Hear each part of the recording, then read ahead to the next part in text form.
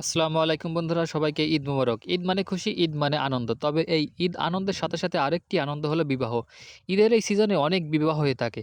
তো আমি ঈদের দিন বিকেলে নানা বাড়িতে বেড়াতে আসছিলাম। বেড়াতে এসে এখানে একটি বিবাহের দাওয়াত পেয়ে গেলাম কনে পক্ষ থেকে। তো শুক্রবার জুমার নামাজ পড়ে এই দাওয়াত খাওয়ার উদ্দেশ্যে রওনা দিলাম। যেহেতু বাড়ি কাছে সেহেতু হেঁটে গেলাম। এখানে এসে দেখি আপুরা গেটের সামনে দাঁড়িয়ে আছে বরকে শুভেচ্ছা জানানোর জন্য। তবে বরযাত্রী এখনো আসেনি, তবে বরযাত্রী আসতে একটু দেরি হবে। যেহেতু শুক্রবার তারা নামাজ পড়েই রওনা দিবে। এগুলো বলতে বলতে হঠাৎ দেখি বরযাত্রী এসে হাজির। তবে গাড়ির ড্রাইভার বরকে নামতে দিচ্ছে না, তাদেরকে নাকি বকশিশ দিতে হবে। অনেক কথা কাটাকাটি করার পর ড্রাইভারকে বকশিশ দিয়ে বরকে নামানো হলো।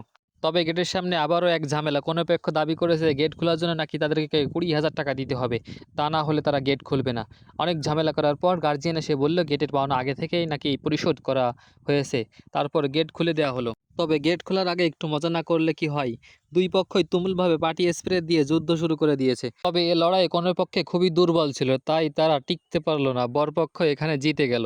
বিয়েতে যেহেতু 12 থেকে 1300 মানুষের আয়োজন করা হয়েছে, তাই যাত্রী আসার আগেই কনে পক্ষের যাত্রীদের খাওয়ানো হচ্ছে।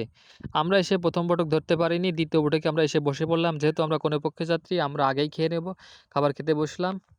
আমরা এক টেবিলে যেহেতু 12 থেকে 13 জন মানুষ বসেছি, এখানে খাদেমদারের খাবার দিতে একটু অসুবিধা হচ্ছে। সম্পূর্ণ ভিডিওটি দেখার জন্য ধন্যবাদ। যদি ভিডিওটি ভালো লাগে, লাইক শেয়ার ফলো দিয়ে আমাদের পাশেই থাকবেন। ধন্যবাদ সবাইকে।